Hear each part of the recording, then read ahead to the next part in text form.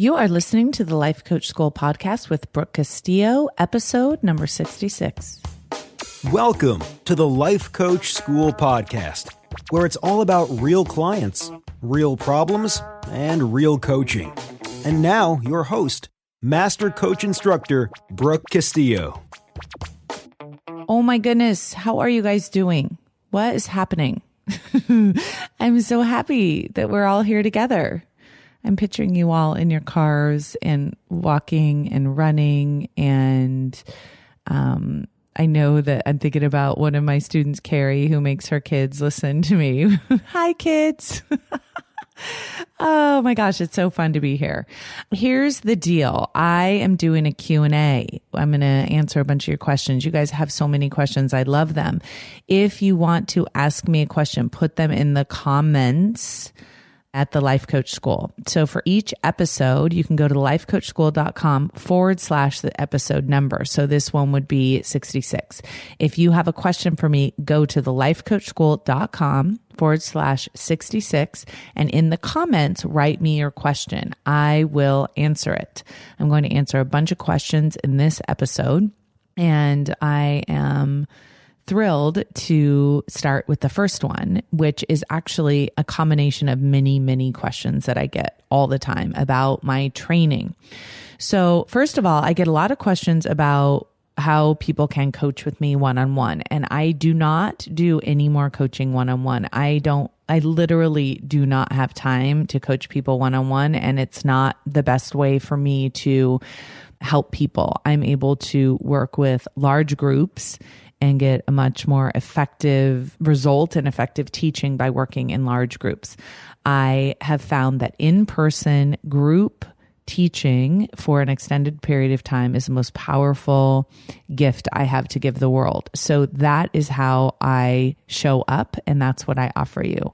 I do these podcasts for you, which is to large groups, thousands of you who listen to me and talk to me and write back to me. So I love that it's a two-way communication. Now, if you listen to this regularly and you haven't done a review for me, listen, I know it's a pain, but if you would go to the lifecoachschool.com/66, we show you in the notes how to do a review. And I would really appreciate it if you would take 10 minutes of your time and do that for me. Because I don't ask y'all for any money. I don't ask you all for anything. And I keep doing this. It's a Saturday. I'm like rocking this out for you guys.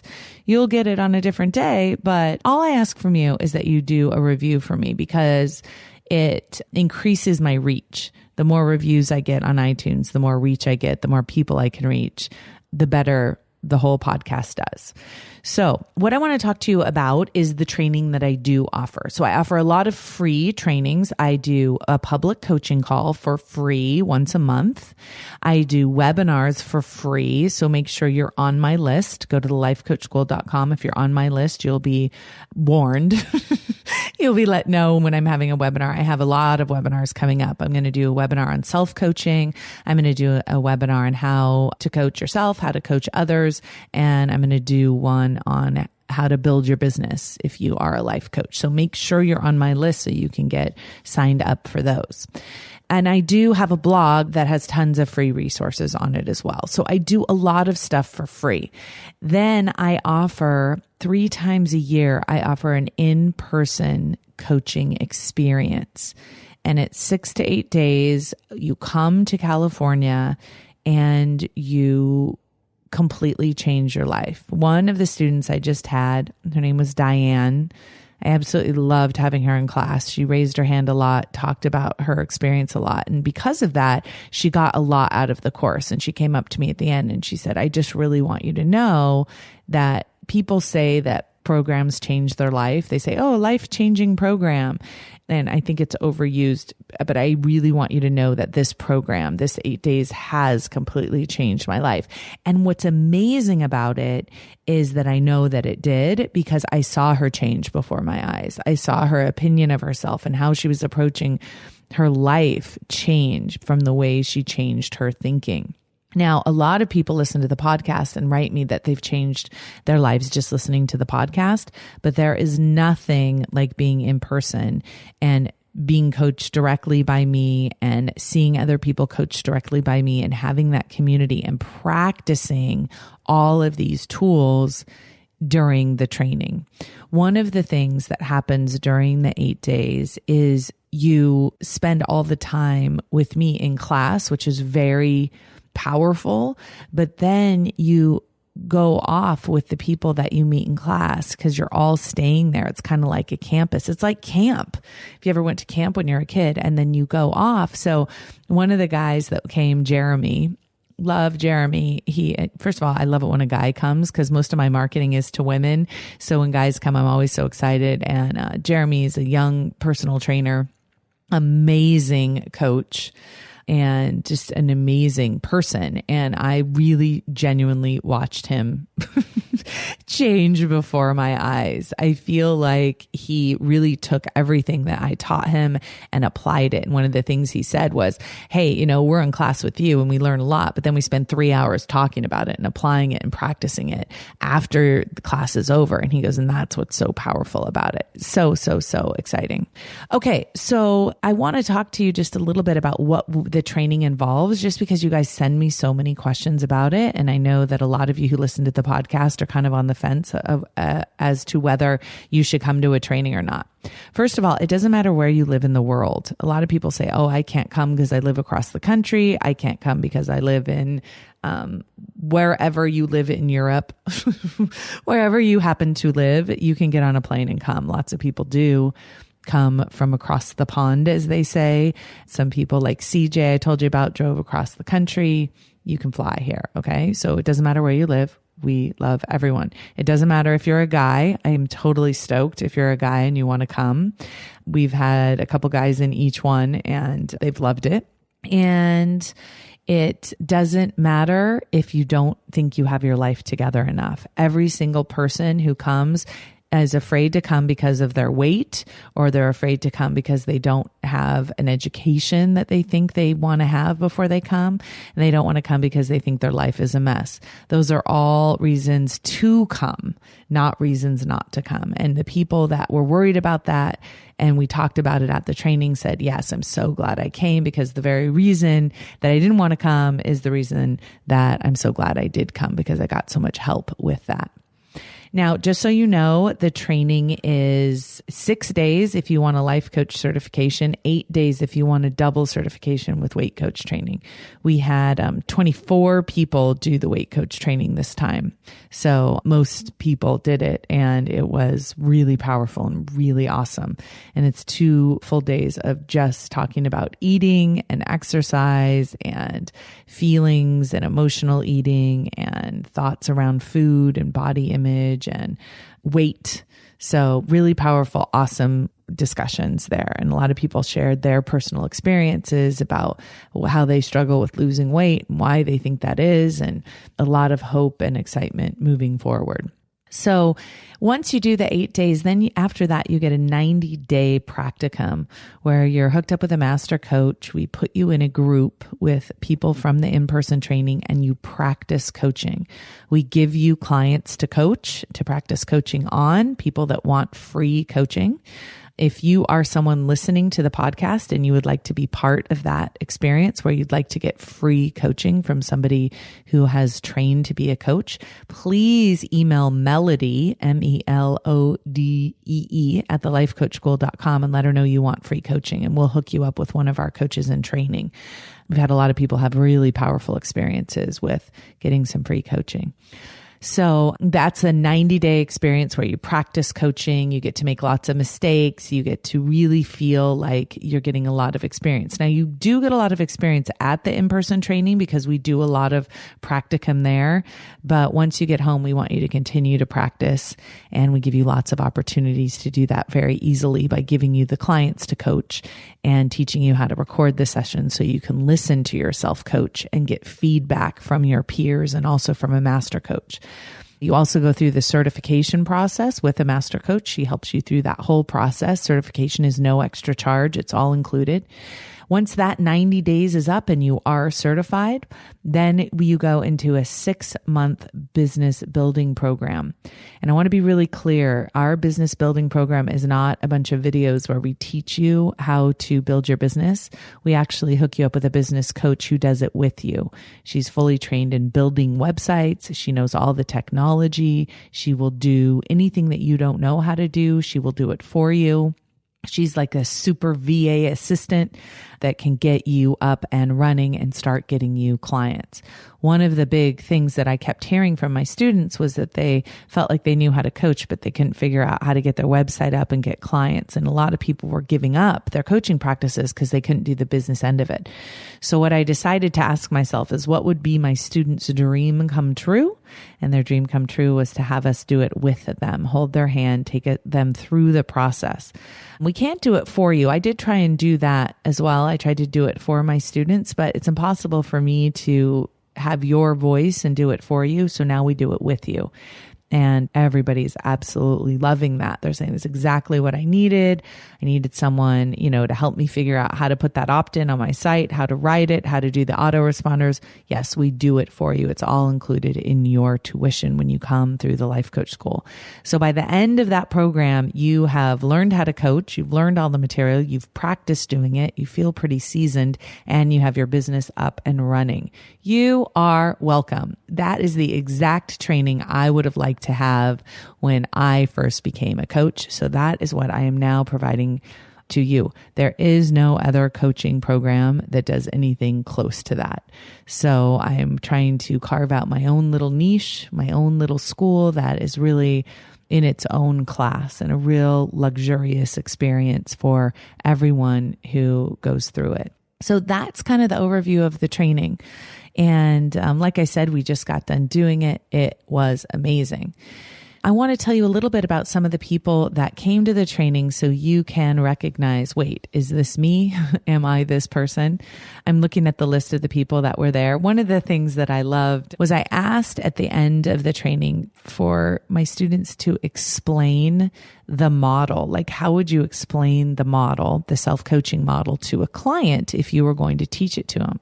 And one of the students, Amy, who drop dead gorgeous Amy, loved having her in class. One of the things she said that was so awesome was, I would just tell them it's the magical solution to anything. And I loved that because it really is. And Amy really came to the course and really did her work and showed up and was willing to be very vulnerable. Everybody in the class was really willing to be vulnerable. And that's how we do our best work. And I think sometimes the model does feel like magic. So I love that she had said that.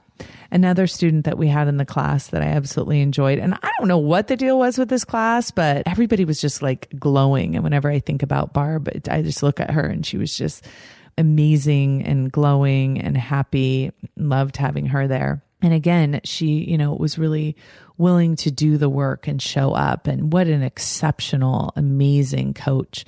One of the things that she really brought to the group is so many people in the group had money issues. Like, so many of our population in the world have money issues, and believing in our ability to make money doing something that we love. And Barb really doesn't have money issues. That's not her area of struggle. And so she was really able to offer such a wonderful perspective on believing that money is easy and earning money is easy. And that's not really the difficult part. And so I really had appreciated that she brought her thoughts about that and really was willing to share in such a honest way. So hi, Barb. Cass came to the training, and what I loved about her was just her really bold, confident style of coaching and her willingness to ask questions. And a lot of times during the training, I'll say, hey, does anyone want to volunteer to coach? Does anyone want to try this? And she was always there and always willing to do it. And I always say when our students are learning how to coach that it's very difficult to do any harm when you're learning how to coach. Everyone's like afraid, oh my gosh, I don't want to do any harm. I don't want to say the wrong thing. And I always say, when you're holding the space, and I teach my students how to hold the space from a place of love with your client, it's almost impossible to do any harm. I mean, you're asking questions about someone's mind, and that inquiry is always a really positive, wonderful exercise in awareness. And so I love it when students are really willing to try out different things and really willing to coach in a group. And Cass was always willing to do that and really try everything out. And I loved working with her and having her there. And same with Cece. I seem to call on her a lot and ask her to coach. And sometimes she was totally ready to do it, and other times she wasn't. And she still totally jumped in and went for it. And I loved having her in class, and I loved her smile. And, it's we're all the same. This is what I think is so cool about these classes is we're all the same in that we're all there because we genuinely have an interest in coaching, and we genuinely have an interest in self-improvement. And yet we're all so different, and we may not be friends otherwise. I'm thinking about, would I have ever crossed paths with Cece? Would we have ever been in the same circles, totally different careers, totally different lives, different places. And yet here we are sharing this most magical experience together. And how often I've thought about her since the training and during the training. And I love that experience of having so many different people meeting each other too, that may not normally have ever met or been friends. And we have this common experience. I absolutely love that. So I'm going to go ahead and jump into some other questions that you guys have posted on the comments. And then I'm going to revisit some of the other things that we did in the training and offer you some insight there. So let's start here with Naz. I'm hoping I'm pronouncing that right. N-A-Z, Naz. Okay. Hey, Brooke, I've been listening to you for a while now. Saved all your episodes in my phone. Love your work. I have a question. I live in a country with many political problems that got us to war. People are angry, worried, and full of hate. I choose not to involve in that because I can't control it. I stopped watching the news, trying hard to acknowledge all the parties and understand them. However, when the bombing starts and I'm afraid of my life and my family's life, it's hard not to be angry and lose optimism. How can I change my thoughts to serve me? Now I feel ignorant, not knowing what's happening, but the news only depresses me. Naz from Yemen. Okay, so here's what I want to offer you. And this is a really common thing that a lot of my students want to do. They want to do what I call changing the sea, changing the circumstance. And they want to do that by avoidance. So if there's a person in your life that you feel is causing you pain, then you just don't ever see that person. Or if you feel like food is causing you to feel tempted, then you remove all that food from your house. In your example, you feel like the news is what's creating you to feel hate and what you to feel worried. I shouldn't say that you're feeling hate. You're feeling worried about the people that are hating and worried about the people that are angry. And you said you wanted to just remove the news from your life. What you're saying is that you want to avoid the circumstance. You want to avoid the reality of what's going on in your country as a way to feel better. And what I want to offer is that avoiding the circumstances, avoiding what's true in your life, the reality of what's going on in your country, is not necessarily the most powerful way for you to manage your mind. And in fact, what I would encourage you to do is to not turn off the news, but to notice what you think when you watch the news. The news in and of itself doesn't have the power to create feelings inside of you. It's what you believe and what you think that's going to create that. And I know that this is huge and easy for me to say this, but it really is something for you to consider, that even when the bombing starts, the reason that you're afraid, the reason that you're feeling afraid is because of what you're thinking. Right? So I want you to imagine when the bombing starts, if you start thinking, I am going to die, you're going to feel afraid. If you start thinking, I have no control here, you're going to feel helpless. Right? And I'm not saying that this work wouldn't be incredibly challenging for anybody in it. But here's the thing, you can't control the bombing. You can't control what's happening in your country, but you can control the way you think about it. So when you say that people are angry and worried and full of hate, it's because of how they're thinking towards each other and how they're thinking towards their country, right? And the same is true for you. So a question that I want to ask you is to consider, when you know that you can't change what's happening in your country, you can't stop the bombings yourself right now, but you can change the way you think about it and the way you feel about it, and deciding if you want to change the way you think and feel about it. So for example, when the bombing starts, you may want to feel afraid. That may feel like a really genuine emotion that you want to experience. And one of the things that can be incredibly helpful is to know that you're choosing that feeling on purpose and notice the thought that's causing it. I don't know what you want to feel. I don't have that experience of bombs in my country right now, but you do. And you can't control that, but you can control the way that you think and feel about it. And that is the one thing that you have the most control over. So if you choose to be afraid, which may be a very valid emotion for you, then own that you're choosing that. If you choose to be worried, recognize that that is your choice.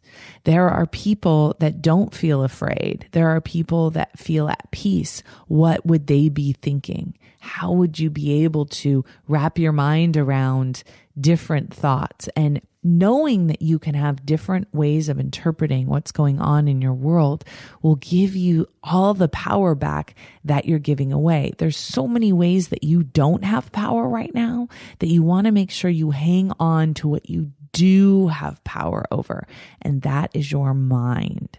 So I would love to hear in the comments some of the things you come up with. How do you want to feel when that's going on in your country? How do you want to think about it? What do you think would serve you best in those moments? I'd love to hear what you come up with. Thank you so much for the question. Really powerful. Okay. This is Adelaide. She's saying, I'm really enjoying your podcast and I've told my mother about them and she's now listening to them as well. Having clear boundaries is something that's important to me. My husband works long hours and is often unavailable both physically and emotionally to me and the kids. We're taking a family vacation with a few other families that we know. My husband has invited a single friend from work to join all of us. I was unhappy that he was invited because I wanted the environment to be families. I also don't want to compete for my husband's attention. In the end, I've accepted the friend coming. Now my husband wants this work friend to ride in our car on the trip.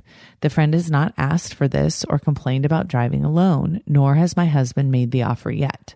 We're still discussing my husband wanting to make this offer. I feel like I need to protect how I feel about our family time, but I'm worried I will come off as bitchy and selfish.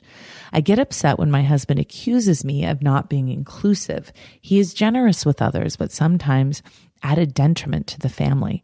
Is this a boundary violation, or am I just being selfish and trying to control everything? So really great question. And I love how aware and compassionate you are through the process, by the way. So here's the thing. A boundary violation is when somebody comes into your personal space, either emotionally or physically. So in this instance, I think you could argue that having someone come into your car without you wanting them to would be a boundary violation. But in this instance, I wouldn't approach it that way because I think that there's another way that you could think about it that would actually be more useful to you. And here's how I would suggest you approach it, and let's see how it goes. Remember that anytime someone does anything, it's because of what they think and feel.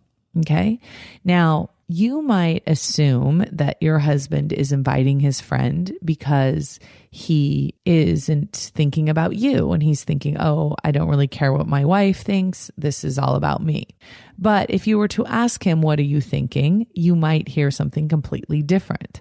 And so understanding why he's inviting, you said that he's very generous and inclusive, and understanding his thoughts about why he's inviting this person and why he wants to be in the car, and really hearing out like his whole thought process without any judgment. We call that holding the space, like really trying to put yourself in his shoes and understand where he's coming from so you can feel some compassion and understanding. Now, that doesn't mean that you agree to having the person come in the car at all. It just means that you really have a perspective on why they're doing it, because sometimes we misinterpret and we think that they're doing it because they don't care about our opinion. And often that is not the case, and it puts us on the defensive unnecessarily. The other thing that I really think is important for you to do is write down all your thoughts about the guy coming in the car, why you don't want him in the car, what the reasons are. And do you think those are good, valid reasons and you like those reasons? Right? That's what I like to do. Do I like my reason for not wanting this person in the car, and really looking at your own thoughts? Because here's the truth. Having the guy in the car is the circumstance, but how you think about it is going to determine your experience of having him in the car. So for example, if you were thinking, oh, the more the merrier, this will be so much fun. I'm so glad we're having lots of people and I want to get to know more about my husband's work and this guy coming, that's going to be fantastic. Then you're going to have one experience, right? And if you have the experience, well, my husband already spends so much more time with these people than he does with me. I really want all of his attention to be focused on me. Do you like that reason? And how will that feel if the guy comes in the car and you're thinking that? Right? So you get to decide how you want to think about it either way. Then what I recommend is that you ask your husband, hey, could we sit down and kind of share our thoughts with each other? I want to understand your reasoning for why you want to have him in the car. I want you to understand my reasoning for why I don't want to have him in the car. And let's present this kind of as a problem that we're experiencing. All problems are in our minds, and then come up with a solution together that serves both of us. And whenever I've done this with my husband, it's always been magic. Instead of focusing only on the problem, we start focusing on the solution in a way that would feel good to both of us. And understanding where each other is coming from, I think, is a really powerful, intimate experience, right? So instead of it kind of being an argument where you're throwing your thoughts and your reasonings and being defensive, and he may be throwing his thoughts and reasonings and being defensive, you're really open to hearing and understanding his perspective. He's really open to understanding your perspective. And then it's kind of like a math problem. You take both perspectives and you say, okay, here's the problem. You have to include all of the algebra that is there. And how do we solve this problem, including all these numbers? And you come up with that solution together. I have found really is a powerful way of doing it. And some of you, you might need to change your thinking about it, and he might need to change his thinking about it so you guys can have aligned thinking. I would love to know how that goes. Like, really be honest with your thoughts. Make sure they're thoughts you really want to be thinking and believing, and share them with your husband. And don't have any preconceived notion about how he should think about your thinking. And the same goes the other way, and see if you guys can look at it as a problem that will be solved and that does absolutely have a solution that is a win-win for everybody involved. Okay, let me know how that goes. And thank you for the question. I love it. Okay, next one. J.A. is the name. Thank you for the Life Coach School podcast. I've listened to every episode since its inception and share every episode that has changed my life for the better, both on my Twitter account and on my Tumblr blogs. Learning about the self-coaching model and the concept of emotional adulthood has been transformative for me. I have one question that has percolated in my mind since the Abraham Hicks episode. How does the scientific method apply when self-coaching myself? I believe that I'm my own authority in my life. I take full responsibility for the decisions that I make, and I believe in following my inner guidance system to help me make decisions that are the best for me. However, I've learned in my college career to apply the scientific method, which includes getting outside feedback to validate right from wrong. For instance, I'm currently in college and I'm exploring careers and major fields of study. I want to make a decision that will be best for me and understand intuitively that I can only best approach my search one step at a time, or a semester at a time. However, the culture feedback that my generation has received is that college is an outdated system, in addition to producing overqualified graduates in a saturated market where there is no luck in getting a job. I personally know that the best that I can do is being responsible for me and that the person I become. But at the same time, when it comes to deciding what to study and how to approach my career, I wonder how much apparent facts I have to keep in mind. For instance, STEM and business degrees making more money than humanities, art, or social science degrees. As I write this comment and question to you, I realize that perhaps the scientific method should only be used to verify circumstances than values. For instance, it may be a statistical circumstance that one major may be more profitable over another at the time than an article on the pay scale or the Wall Street Journal is published. When do I dismiss what other people's feedback is when making a decision? How should past evidence factor into our decision making? For example, data collecting with a scientific method, and how much should we heed the feedback that we get from peers advisors about what's the best course of action to take when making a decision? My question revolves around schooling, but I'm certain that it could be applied universally, like with individuals and their careers, or even with regards to dating and relationships. I'm eager to hear what you have to say about the subject. This is such a fantastic question. Thank you, JA, for posting it. I really appreciate it. So, here's what's crazy. And here's when we think about it in terms of schooling, I think it's a really interesting approach. So when it comes to gathering evidence, when it comes to proving something true, and we use the scientific method to do that, right? What I find fascinating is that you can use studies to prove the exact same thing, true or false. Right? How can there be so many scientific studies proving that we shouldn't eat carbohydrates and so many scientific studies proving that we should? Right? It's so powerful. So here's what's fascinating to think about. When we believe something, we can go about gathering evidence to prove it true. So I have the argument about college with my friends all the time because I have kids that are going into high school. And a lot of them are really focused on high school in terms of how they can help their kids through high school so they can get into a good college. And I have the argument that kind of like what you're saying, that college is outdated. My philosophy is that if you want to be an attorney, if you want to be a doctor, if you want to be a scientist, that you should go to college. If you want to be a therapist, that sort of thing. But if you don't know what you want to do in your life, going to college just to get a college degree, in my opinion, is not worth the money. And, you know, when I went to college, I went to just get a liberal arts degree. I got a psychology degree, but I haven't gone on to become a therapist. And I literally don't use any of the psychology that I used in college in my practice now, which I think is so funny.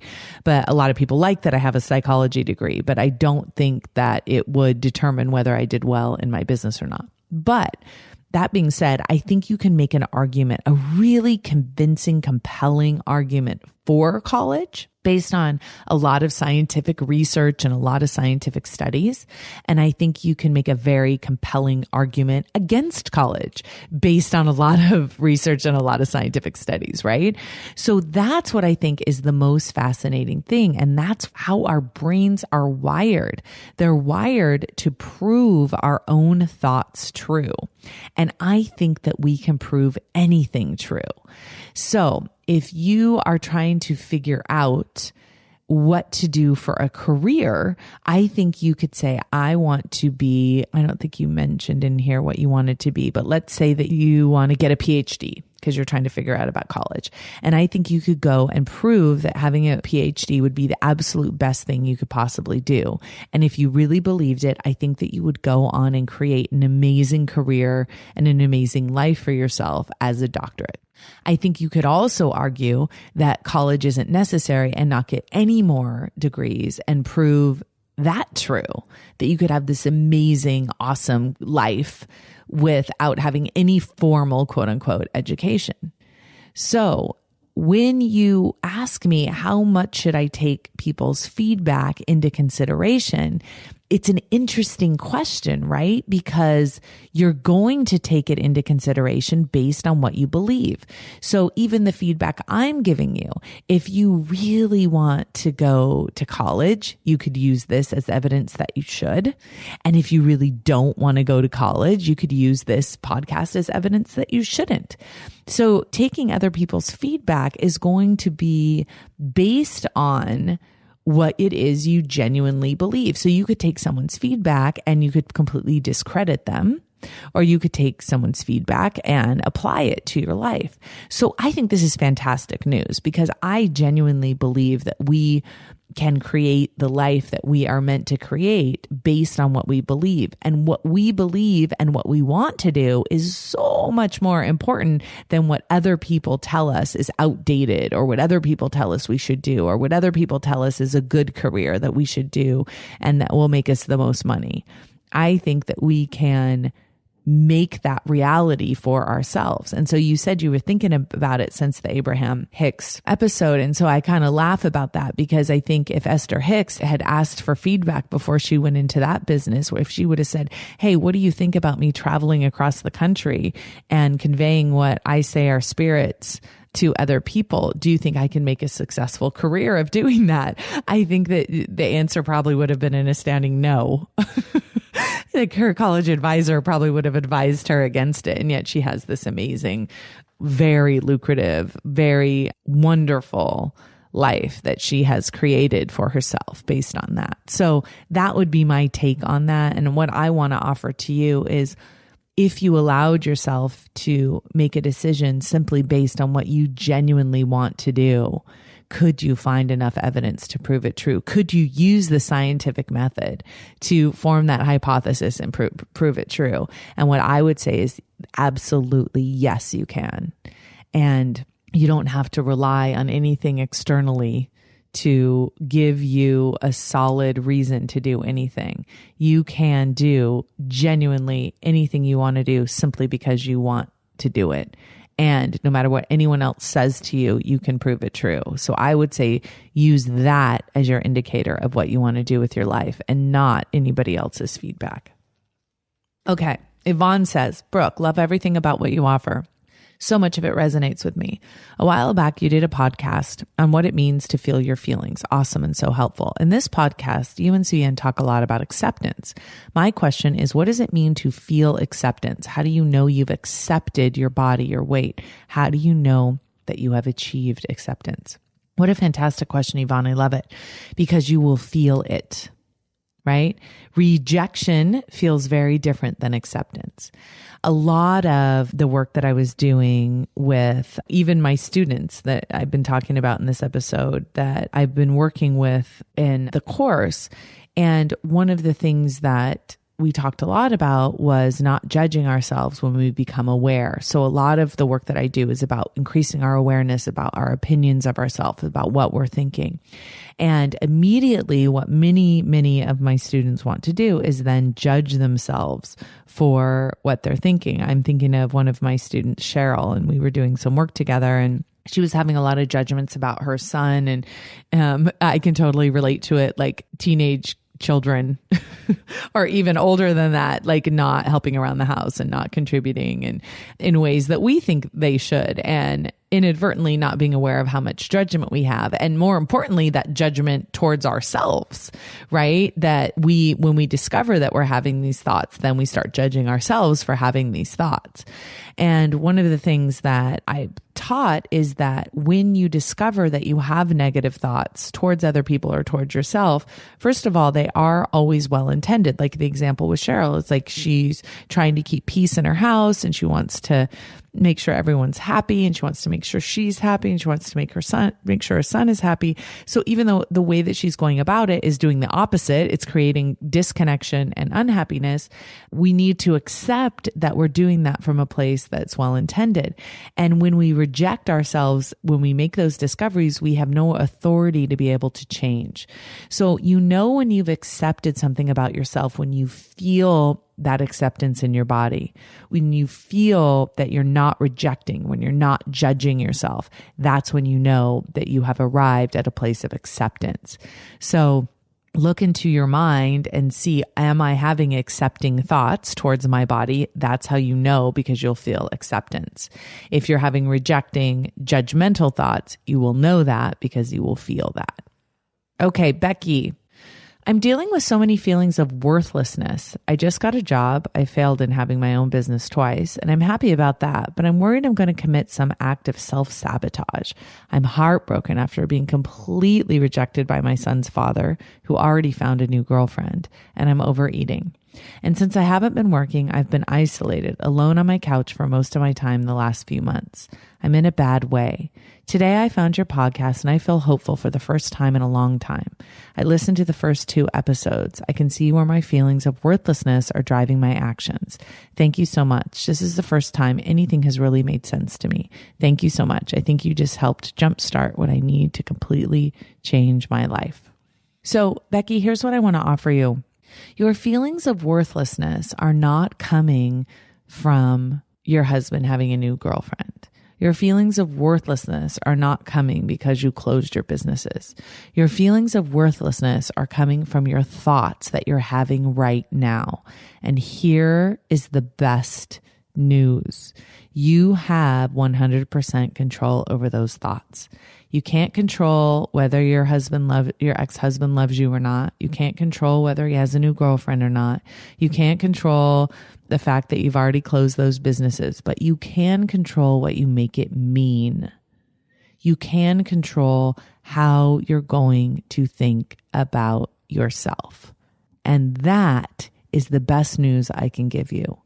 So what I recommend you do is write down all the thoughts you're having about yourself, what you're making it mean, all the things you're making it mean. Because if you continue to have those thoughts, then you will self-sabotage, because you will have to prove that I am not worthy thought true. And you will do that, even though it's well-intended, you will do it in a completely illogical way to prove your brain true. So get a hold of those thoughts, have a look at them, and remind yourself those thoughts are optional. You do not have to think them. Okay. I want to tell you briefly about a couple more people that came to the training because I love them. So Sarah came to the training, and I love Sarah. She's a physician, and she is just an amazingly intelligent and talented and gorgeous woman. And I think so many people would look at Sarah and just think, oh my gosh, she has the perfect life. She's beautiful. She's thin. She's a doctor. She's awesome. And of course she is, right? But it's so interesting to see that she shares so many of the thoughts that all of us do, right, about ourselves, and those self-doubting thoughts. And when you look at her, you think, what do you mean? Like, you shouldn't be thinking anything about your ability to do what you love and be able to make money at it. And so many people come to me and think that, like, yeah, I can make money doing something I hate doing. You know, I've had a couple people from the previous trainings. You know, I had a law professor who, you know, knew that she could make money based on her very impressive career and her very impressive degree and status. And yet she was miserable doing it. And could I really make the same amount of money doing something I absolutely love? And I think a lot of people look at my life and they believe that I'm doing that because I am, and they don't think it's possible for them. And so for me, the example that I use is picturing a little kid on a bike that doesn't believe that they're ever going to learn how to ride that bike. And they're so like, I just don't know if I'm going to be able to do it. I just don't think I can learn how to ride a bike like my big brother. And I never doubt that they can. And that's kind of when I think about Sarah, that's what I think about. You know, she's not sure that she'll be able to really absolutely make more money than she did in her other career and as a doctor. Will she be able to make even more money being a life coach? And I absolutely have no doubt. There is no doubt in my mind that she will be able to make twice as much as she did. And I never stop believing in her, even though all of us have doubts about ourselves. And it's really interesting because I look at my own doubts in my own life and I see where I struggle. And when I think about someone else and I'm like, oh my gosh, it's so silly, those thoughts they're having about themselves. And then I know it's the same thing with me. It's so silly, these thoughts that I have about doubting myself. But I do think it's part of the process as we grow. as we move on in our lives to that next level, are we able to overcome those doubts to take ourselves to even higher heights? I love the idea of blowing our own damn minds. And I am really looking forward to that day when I have that conversation with Sarah and she says to me, holy cow, we totally were right. We can do whatever we want and really blow our own damn minds. So happy to have had her in class. And I can't wait to tell you more in the next episode about some of the other students that I had in class and the things that they're doing and the things that they're offering and the things that they're creating. Totally, wonderfully, fantastical. So, hey, that's it for now. If there's a question that you have put on my comments and I haven't answered it yet, look forward to seeing it in a coming up Q&A episode. Have an amazing, wonderful week. I love you guys. Talk to you next week. Bye-bye. Thank you for listening to the Life Coach School podcast. It would be incredibly awesome if you would take a moment to write a quick review on iTunes. For any questions, comments, or coaching issues you would like to hear on the show, please visit us at www.thelifecoachschool.com.